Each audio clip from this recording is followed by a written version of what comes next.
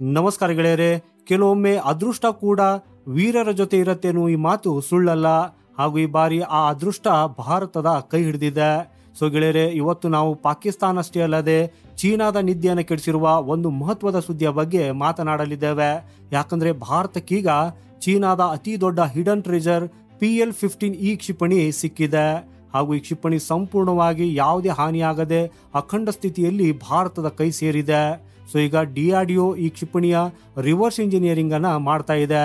ಅಂದ್ರೆ ಇದರ ತಂತ್ರಜ್ಞಾನವನ್ನ ತಿಳಿದು ಅದನ್ನು ಭಾರತದ ಅಸ್ತ್ರ ಮಾರ್ಕ್ 2 ಕ್ಷಿಪಣಿಯ ಸಾಮರ್ಥ್ಯವನ್ನ ಹೆಚ್ಚಿಸಿಕೊಳ್ಳುವುದಕ್ಕಾಗಿ ಬಳಸಿಕೊಳ್ತಾ ಇದೆ. ಹೌದು, ಈಗ ಭಾರತ ಕೇವಲ ಆತ್ಮನಿರ್ಭರ ಆಗುವುದಷ್ಟೇ ಅಲ್ಲದೆ ಚೀನಾಕ್ಕಿಂತ ಒಂದು ಹೆಜ್ಜೆ ಮುಂದೆ ಹೋಗುವತ್ತ ಸಾಗಿದೆ. ಸೊ ಗೆಳೆಯರೆ, ಇವತ್ತಿನ ಈ ವಿಡಿಯೋದಲ್ಲಿ ವಿಷಯದ ಬಗ್ಗೆ ಡಿಟೇಲ್ ಆಗಿ ತಿಳಿದುಕೊಳ್ಳೋಣ. ಅದಕ್ಕಾಗಿ ಇಂಟ್ರೆಸ್ಟಿಂಗ್ ವಿಡಿಯೋವನ್ನ ಕೊನೆವರೆಗೂ ನೋಡಿ ಹಾಗೂ ಲೈಕ್ ಮಾಡುತ್ತಾ ಚಾನೆಲ್ ಸಬ್ಸ್ಕ್ರೈಬ್ ಮಾಡುವುದನ್ನ ಮರೆಯದಿರಿ.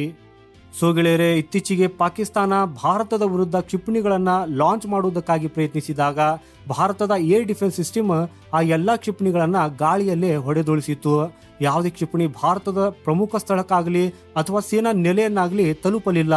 ಆದ್ರೆ ಗೆಳೆಯರೆ, ಈ ಕಥೆ ಇಲ್ಲಿಗಷ್ಟೇ ಮುಗಿಯುವುದಿಲ್ಲ. ಹೊಡೆದುಳಿಸಿದ ಕ್ಷಿಪಣಿಗಳಲ್ಲಿ ಒಂದು ಚೀನಾದ PL-15E ಕ್ಷಿಪಣಿಯಾಗಿತ್ತು. ಪಾಕಿಸ್ತಾನ ಈ ಕ್ಷಿಪಣಿಯನ್ನ ತನ್ನ JF-17 ಥಂಡರ್ ಫೈಟರ್ ಜೆಟ್ಗಳಲ್ಲಿ ಬಳಸ್ತದೆ. ಹಾಗೂ ಈ ಕ್ಷಿಪಣಿ ಒಡೆಯಲಿಲ್ಲ, ಡ್ಯಾಮೇಜ್ ಆಗಲಿಲ್ಲ, ಸಂಪೂರ್ಣವಾಗಿ ಅಖಂಡ ಸ್ಥಿತಿಯಲ್ಲಿ ಭಾರತದ ನೆಲದ ಮೇಲೆ ಬಿದ್ದಿದೆ. ಗೆಳೆಯರೆ, ಇದರಿಂದ ಒಮ್ಮೆ ಊಹಿಸಿ ನೋಡಿ, ಒಂದು ಶತ್ರು ದೇಶದ ಅತ್ಯಂತ ರಹಸ್ಯವಾದ ಕ್ಷಿಪಣಿ ಸಿಡಿಯದೆ ನಿಮ್ಮ ಕೈಗೆ ಸಿಕ್ಕರೆ ನೀವು ಆ ಅವಕಾಶವನ್ನ ಸುಮ್ಮನೆ ಬಿಡ್ತೀರಾ? ಖಂಡಿತ ಇಲ್ಲ. DRDOದ ವಿಜ್ಞಾನಿಗಳು ಈಗ ಈ ಕ್ಷಿಪಣಿಯನ್ನ ಬಹಳ ಸೂಕ್ಷ್ಮವಾಗಿ ಅಧ್ಯಯನ ಮಾಡ್ತಾ ಇದ್ದು ಅವರ ಗುರಿ ಸ್ಪಷ್ಟವಾಗಿದೆ. ಅದು ಏನಂದ್ರೆ PL-15E ಅನ್ನ ಜಗತ್ತಿನ ಅತ್ಯಾಧುನಿಕ ಏರ್ ಟು ಏರ್ ಕ್ಷಿಪಣಿಗಳ ಪಟ್ಟಿಯಲ್ಲಿ ಸೇರಿಸುವಂತ ವಿಶೇಷತೆಗಳೇನು ಅನ್ನೋದನ್ನ ತಿಳಿದುಕೊಳ್ಳುವುದು. ವರದಿಗಳ ಪ್ರಕಾರ DRDO ಈ ಕ್ಷಿಪಣಿಯ avionics, propellant system, secret technology ಮತ್ತು ಆಂಟಿ ಜಾಮಿಂಗ್ ಸಾಮರ್ಥ್ಯವನ್ನ ಪರಿಶೀಲಿಸುತ್ತಿದೆ. ಈ ತಂತ್ರಜ್ಞಾನಗಳನ್ನ ಅಸ್ತ್ರ MK2 ಮತ್ತು ಮುಂದೆ ಬರಲಿರುವ ಅಸ್ತ್ರ ಮಾರ್ಕ್ 3 ಕ್ಷಿಪಣಿಗಳಲ್ಲಿ ಅಳವಡಿಸುವುದಕ್ಕಾಗಿ ಯೋಜನೆ ಹಾಕಲಾಗಿದೆ. ಇದರರ್ಥ ಭಾರತ ತನ್ನ ಕ್ಷಿಪಣಿ ಕಾರ್ಯಕ್ರಮದಲ್ಲಿ ಚೀನಾದೊಂದಿಗೆ ನೇರ ಪೈಪೋಟಿಗೆ ಸಜ್ಜಾಗ್ತಾ ಇದೆ. ಅದನ್ನು ಕೂಡ ಅದೆಲ್ಲವೂ ಚೀನಾದ ತಂತ್ರಜ್ಞಾನದಿಂದಲೇ ಕಲಿತು. ಗೆಳೆಯರೆ, ಒಂದು ದೇಶವು ಶತ್ರುವಿನ ತಂತ್ರಜ್ಞಾನ ಅಥವಾ ಕ್ಷಿಪಣಿಯನ್ನ ರಿವರ್ಸ್ ಇಂಜಿನಿಯರಿಂಗ್ ಮಾಡ್ತಾ ಇರುವುದು ಇದೇ ಮೊದಲಲ್ಲ. 1958ರಲ್ಲಿ ಇದೇ ರೀತಿಯ ಘಟನೆಯೊಂದು ನಡೆದಿತ್ತು. ಅಮೆರಿಕದ AM-9 ಸೈಡ್ ವಿಂಡರ್ ಕ್ಷಿಪಣಿ ಆಕಸ್ಮಿಕವಾಗಿ ಚೀನಾದ ಕೈಗೆ ಸಿಕ್ಕಿತ್ತು. ಆ ಕ್ಷಿಪಣಿ ಕೂಡ ಸಿಡಿಯಲಿಲ್ಲ. ಚೀನಾ ಆ ಕ್ಷಿಪಣಿಯನ್ನ ಆಗಿನ USSR ಅಂದ್ರೆ ರಷ್ಯಾಗೆ ಹಸ್ತಾಂತರಿಸಿತು.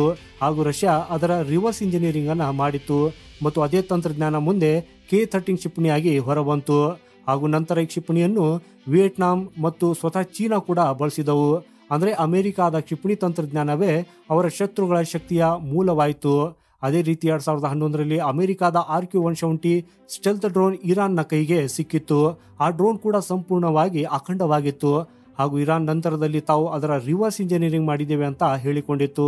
ಹಾಗೇನೆ ಕೆಲವು ವರ್ಷಗಳ ನಂತರ ಅವರು ಅದರದೇ ಆದ ಸ್ವದೇಶಿ ವರ್ಷನ್ ಅನ್ನು ಕೂಡ ತೋರಿಸಿದ್ರು.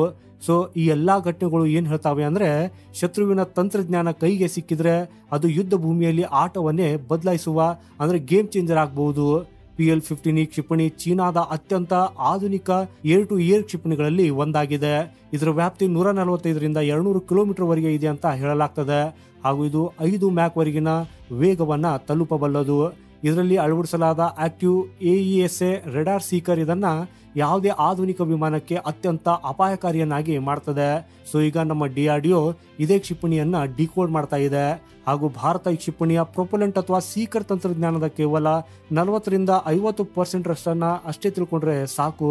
ಅದು ಭಾರತದ ಅಸ್ತ್ರ MK2 ಕ್ಷಿಪಣಿಯ ವೇಗ ಮತ್ತು ವ್ಯಾಪ್ತಿಯನ್ನ ಹಲವು ಪಟ್ಟು ಹೆಚ್ಚಿಸುತ್ತದೆ. ಸದ್ಯಕ್ಕೆ ಅಸ್ತ್ರ MK2ನ ವ್ಯಾಪ್ತಿ 160 ಕಿಲೋಮೀಟರ್ಗಳವರೆಗೆ ಇದೆ. ಆದ್ರೆ ಈ ರಿವರ್ಸ್ ಇಂಜಿನಿಯರಿಂಗ್ ನಂತರ ಇದು 200 ಕಿಲೋಮೀಟರ್ಗಿಂತಲೂ ಹೆಚ್ಚಾಗಬಹುದು. ಭಾರತದ ಅಸ್ತ್ರ ಕ್ಷಿಪಣಿ ಸಂಪೂರ್ಣವಾಗಿ ಮೇಡ್ ಇನ್ ಇಂಡಿಯಾ ಯೋಜನೆಯಾಗಿದೆ.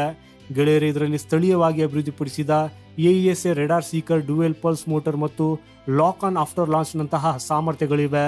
ಇದಕ್ಕೆ ಚೀನಾದ PL-15E ಕ್ಷಿಪಣಿಯ ತಂತ್ರಜ್ಞಾನವು ಸೇರಿಕೊಂಡ್ರೆ ಈ ಕ್ಷಿಪಣಿ ಏಷ್ಯಾದಲ್ಲಿ ಯಾವುದೇ ಏರ್ ಟು ಏರ್ ಕ್ಷಿಪಣಿಗಳಿಗಿಂತ ಕಡಿಮೆ ಇರುವುದಿಲ್ಲ. ಗೆಳೆಯರೆ, DRDO ಈ ಕ್ಷಿಪಣಿಯ ಎಲೆಕ್ಟ್ರಾನಿಕ್ ಸಿಗ್ನೇಚರ್, ಗೈಡೆನ್ಸ್ ಸಿಸ್ಟಮ್ ಮತ್ತು ಆಂಟಿ ಜಾಮಿಂಗ್ ಡಿಸೈನ್ ಅನ್ನು ಸಹ ಅಧ್ಯಯನ ಮಾಡ್ತಾ ಇದೆ. ಭವಿಷ್ಯದಲ್ಲಿ ಭಾರತದ ಏರ್ ಡಿಫೆನ್ಸ್ ಸಿಸ್ಟಮ್ ಅನ್ನ ಇಂಥ ಕ್ಷಿಪಣಿಗಳ ವಿರುದ್ಧ ಇನ್ನಷ್ಟು ಉತ್ತಮಗೊಳಿಸುವುದು ಇದರ ಉದ್ದೇಶವಾಗಿದೆ. ಹಾಗೂ ಇಡೀ ವಿಷಯ ಈ ಪಾಕಿಸ್ತಾನಕ್ಕೆ ಡಬಲ್ ಶಾಕ್ ಆಗಿದೆ. ಮೊದಲನೆಯದಾಗಿ ಅವರ ಕ್ಷಿಪಣಿ ಭಾರತ ತಲುಪುವ ಮೊದಲೇ ವಿಫಲವಾಯಿತು. ಎರಡನೆಯದಾಗಿ ಅವರದೇ ಕ್ಷಿಪಣಿ ಈಗ ಭಾರತಕ್ಕೆ ಸಂಶೋಧನಾ ಸಾಮಗ್ರಿಯಾಗಿದೆ. ಹಾಗೂ ಅದು 2022 ನಂತರ ಈ ಪಾಕಿಸ್ತಾನ ತನ್ನ ತಂತ್ರಜ್ಞಾನವನ್ನು ಸಂಪೂರ್ಣವಾಗಿ ಸುರಕ್ಷಿತವಾಗಿಡಲು ಸಾಧ್ಯವಾಗಲಿಲ್ಲ. 4 ವರ್ಷಗಳಲ್ಲಿ ಅವರು ಒಂದೇ ಒಂದು ರಿವರ್ಸ್ ಇಂಜಿನಿಯರಿಂಗ್ ಯೋಜನೆಯನ್ನ ಮಾಡಲಿಲ್ಲ. ಆದರೆ ಭಾರತಕ್ಕೆ PL-15 ಕ್ಷಿಪಣಿ ಸಿಕ್ಕ ತಕ್ಷಣ ಸಂಶೋಧನೆ ಈಗ ಶುರುವಾಗಿದೆ. ಗೆಳೆಯರೇ, ಇದು ಭಾರತದ ವೈಜ್ಞಾನಿಕ ಮತ್ತು ರಕ್ಷಣಾ ಮೂಲಸೌಕರ್ಯ ಎಷ್ಟು ಮುಂದುವರೆದಿದೆ ಅನ್ನೋದನ್ನ ತೋರಿಸುತ್ತದೆ. ಹಾಗೂ ಇಲ್ಲಿ ಚೀನಾ ಈ ವಿಷಯಕ್ಕೆ ತುಂಬಾ ವಿಚಿತ್ರವಾಗಿಯೂ ಕೂಡ ಪ್ರತಿಕ್ರಿಯಿಸಿದೆ. ಯಾವ ರೀತಿಯಲ್ಲಿ ಅಂದ್ರೆ, ಅವರು ಭಾರತದ ಬಳಿ ಇರುವುದು ರಫ್ತು ಮಾಡಿದ ಆವೃತ್ತಿ ಅಂದ್ರೆ ಎಕ್ಸ್ಪೋರ್ಟ್ ವರ್ಷನ್ ಇದೆ, ಅದು ನಿಜವಾದ ಕ್ಷಿಪಣಿ ಅಲ್ಲ ಅಂತ ಹೇಳಿದ್ದಾರೆ. ಆದ್ರೆ ಗೆಳೆಯರೇ, ಚೀನಾದ ಈ ಹೇಳಿಕೆಯಲ್ಲಿ ಅವರ ಭಯ ಸ್ಪಷ್ಟವಾಗಿ ಕಾಣ್ತಾ ಇದೆ. ಯಾಕಂದ್ರೆ ಎಕ್ಸ್ಪೋರ್ಟ್ ಮಾಡಿದ ವರ್ಷನ್ ಅಲ್ಲಿಯೂ ಭಾರತಕ್ಕೆ AESA ರೇಡಾರ್ ನಂತಹ ವಿಷಯಗಳ ಮಾಹಿತಿ ಸಿಕ್ಕರೆ ಅದು ಚೀನಾಗೆ ಅತ್ಯಂತ ಅಪಾಯಕಾರಿ ಅಂತ ಸಾಬೀತಾಗ್ತದೆ. ಯಾಕಂದ್ರೆ ಭಾರತದ ವೈಜ್ಞಾನಿಕ ಸಾಮರ್ಥ್ಯ ಈಗ ಆ ಮಟ್ಟಕ್ಕೆ ತಲುಪಿದೆ. ಅಲ್ಲಿ ಭಾರತ ಕೇವಲ ನಕಲು ಮಾಡುವುದಿಲ್ಲ, ಆದರೆ ನಕಲನ್ನೇ ಇನ್ನಷ್ಟು ಉತ್ತಮಗೊಳಿಸುತ್ತದೆ. ಒಟ್ಟಿನಲ್ಲಿ ಇವತ್ತಿಗೆ ಭಾರತ ಸ್ವಂತ ಕ್ಷಿಪಣಿಗಳು, ಸ್ವಂತ ಎಂಜಿನ್ಗಳು ಮತ್ತು ಸ್ವಂತ ಏರ್ ಡಿಫೆನ್ಸ್ ಸಿಸ್ಟಮ್ಗಳನ್ನು ನಿರ್ಮಿಸುತ್ತಿರುವ ಜಗತ್ತಿನ ಕೆಲವು ದೇಶಗಳಲ್ಲಿ ಸೇರಿದೆ. ಹಾಗೂ ಈಗ ಚೀನಾದ ಈ ಆಫರ್ ಭಾರತಕ್ಕೆ ಒಂದು ಹೊಸ ಅಧ್ಯಾಯವನ್ನ ತೆರೆಯಬಹುದು. ಗೆಳೆಯರೇ, ಇದು ಭಾರತ ಕೇವಲ ಡಿಕೋಡ್ ಮಾಡುವ ಅಧ್ಯಾಯವಲ್ಲ, ಬದಲಿಗೆ ಡಾಮಿನೆಂಟ್ ಮಾಡುವ ಅಧ್ಯಾಯ. ಸೊ ಗೆಳೆಯರೇ, ಮಾಹಿತಿ ಇಷ್ಟವಾದರೆ ವಿಡಿಯೋನ ಲೈಕ್ ಮಾಡುತ್ತಾ ಚಾನೆಲ್ ಸಬ್ಸ್ಕ್ರೈಬ್ ಮಾಡೋದನ್ನ ಮರೆಯದಿರಿ. ಸಿಗೋಣ ಮುಂದಿನ ಮತ್ತೊಂದು ಅಪ್ಡೇಟ್ ಒಂದಿಗೆ. ವಂದೇ ಮಾತರಂ. ಭಾರತ್ ಮಾತಾ ಕಿ ಜೈ.